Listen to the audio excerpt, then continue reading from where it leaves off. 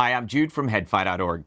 On this episode of Headphone TV, we're going to talk about a new product from Schiit Audio called the Jotunheim, which Schiit is calling a configurable balanced headphone amp and preamp, or even a configurable desktop center, but that most of us will probably end up referring to as a DAC amp, which I'll explain after the break.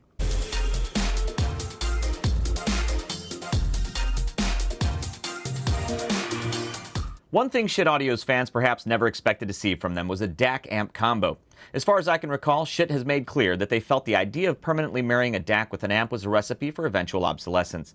They've also said that they felt that cramming a noisy DAC section into the same chassis and sharing power supplies with an amp could be something less than ideal. While Schiit Audio does have a DAC amp product category on their website, this little Schiit Fulla USB dongle DAC amp is the only product in it. Now that all said, it's almost impossible to ignore the way the market's trending. For the last several years, personal audio enthusiasts have gravitated rather heavily to integrated DAC amps, overwhelmingly so with portable gear and even rather strongly in the desktop realm now, from the affordable and up to the very high end. Where Schiit Audio is concerned, I would guess that most Modis are probably sold with Magnis, and I'd guess that most Bifrost are sold paired with one of the similarly sized Schiit amps too. As well as those Schiit products sell, though, there are still many enthusiasts who opt for single chassis DAC amp combos, which again, up until now, Schiit didn't offer. So while I was surprised when Schiit Audio's Jason Stoddard told me about the Jotunheim, I wasn't shocked, especially when he told me the specifics of their approach to the category. Since the biggest gripes Schiit had with the concept of an all-in-one were eventual obsolescence and the possible disadvantages that can come with cramming two separate components together into one chassis, they decided that doing something akin to an all-in-one would mean addressing these two concerns. To address obsolescence, the Jotunheim is actually in its base form a headphone amplifier and preamp with a single expansion slot to which can be optionally added a USB DAC module or a moving magnet phono input module. So if you add the phono module, you have a phono amp combo. If you add the DAC module, you have that DAC amp combo. The phono stage is described by Schiit as having 42 decibels of gain and exceptional low noise performance with fully passive RIAA equalization. The phono module provides balanced output and is DC coupled all the way through. Now, since I imagine far more headfires will be opting for the DAC module over the phono module, since you can have only one in at a time, I'm going to talk more about the DAC-equipped Jotunheim, which is, for all intents and purposes then, Schiit's first desktop DAC amp combo, however reluctantly they want to own up to their entrance into that category. The Jotunheim's optional USB DAC module is Schiit Audio's first hardware balanced DAC. That means it uses two AKM AK4490 DAC chips, one per channel. According to Jason Stoddard, this module is also Schiit's first DAC with passive filtering, which eliminates the typical active output stage and a whole lot of circuitry. Long story short, to address their other concerns with DAC amp integration, they designed the DAC module to integrate with the Jotunheim to provide the level of performance that allows the Jotunheim to act in the role of a dedicated USB DAC should one choose to task it with being just a DAC. Perhaps most impressive to me, though, is the Jotunheim's amp section. Again, you can opt to buy the Jotunheim without a DAC or phono module to have it as a headphone amp preamp alone. As a fully balanced desktop headphone amp for $399, the Jotunheim is a strong value and an incredibly versatile amp. It uses a new fully balanced amplifier design they developed that they're calling Schiit Pivot Point topology. Schiit describes Pivot Point as a new Schiit proprietary differential current feedback topology that provides exceptional performance with low distortion, high bandwidth, inherently balanced output, and the ability to use one side of the topology as a single-ended output. This eliminates the need for summers. It's also fully discrete with no op-amps except the DC servo and no integrated chip outputs, and it's completely DC coupled from input to output. Again, it's an inherently balanced design, but it's not supersymmetry a la Nelson Pass, nor is it a circlotron. Jason Stoddard told me they're not aware of any other product using a similar topology in the wild. Schiit Audio is calling Pivot Point the highest performing, most flexible gain stage they've ever created. There's no doubt about it, the Jotunheim's Pivot Point topology has resulted in the most versatile headphone amp yet from Schiit Audio, and perhaps the most versatile of the high-powered headphone amps we've yet used. In terms of high power, the Jotunheim's capable of outputting with serious stones into just about any load. From its single-ended balanced headphone output into 32 ohms, the Jotunheim can output up to 1500 milliwatts RMS per channel. Use the balanced headphone output, and that maximum output jumps to 5000 milliwatts RMS per channel into 32 ohms. The Jotunheim's headphone amp is obviously very powerful, and I found it easily handles the classic and notoriously inefficient Hi-Fi Man HE6, something that can't be said of overwhelmingly most amps. And the pairing has me asking why on earth I don't listen to the legendarily difficult to drive HE6 more than I do, as it's still a crazy good headphone when properly amp matched, even in the face of all the newer flagship headphones. Even into 300 ohms, the Jotunheim can provide up to 350 milliwatts RMS per channel from its single-ended headphone output and up to 900 milliwatts per channel from its balanced headphone out. Again, that's into 300 ohms. For driving the Beyerdynamic T1 second generation, for example, which has a nominal impedance of 600 ohms, the Jotunheim does a wonderful job not imparting any brightness or harshness, which you have to be mindful of with the T1.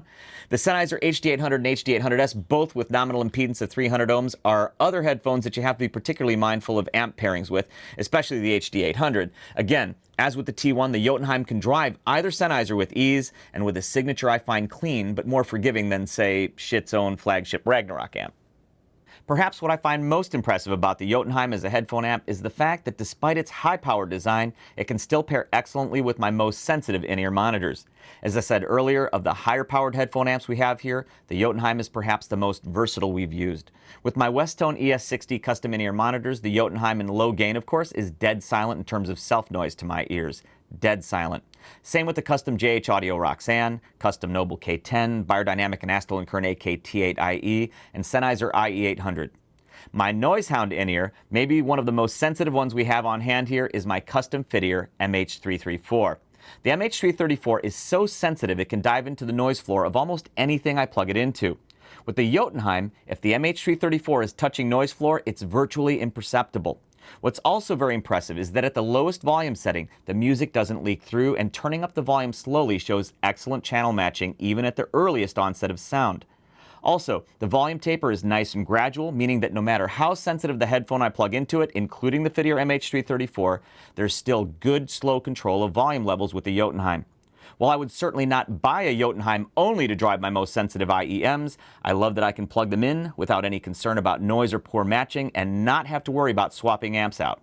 I love knowing I can go directly from an HE6 to an MH334 with the same amp with just the flip of a gain switch. Of course, if it can drive the MH334 and the HE6, it can also drive anything in between. Its versatility is unassailable, and we've used it with fantastic results to drive just about everything we could throw at it, including the Hi-Fi Man HE1000, Focal's Eliar and Utopia, Mr. Speaker's Ether Flow and Ether C-Flow, the Audeze LCD4, Enigma Acoustics Dharma D1000, Beyerdynamics DT1990 Pro, and many more. In all cases, the Jotunheim is a strong performer.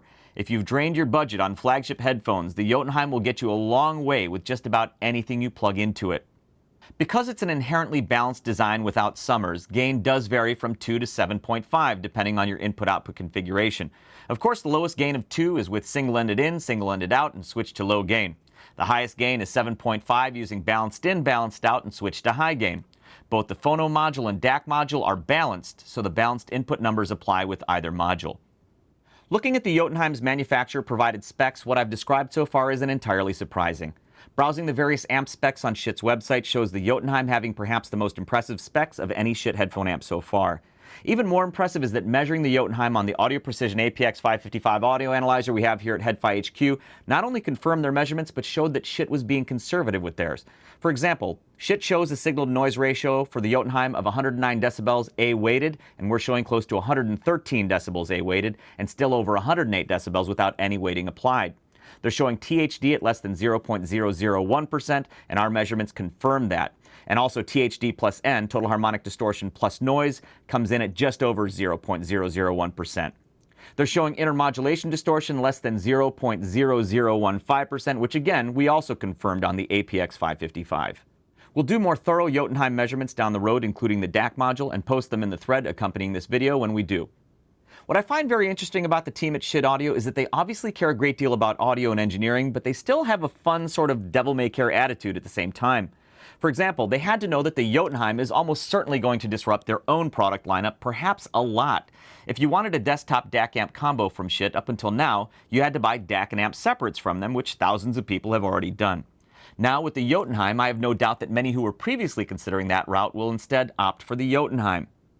Where it gets more interesting to me is moving up the line all the way up to the Mjolnir 2, which starts at $849. Even if you pair the Mjolnir 2 with Schiit's least expensive DAC, you're looking at a $948 combo.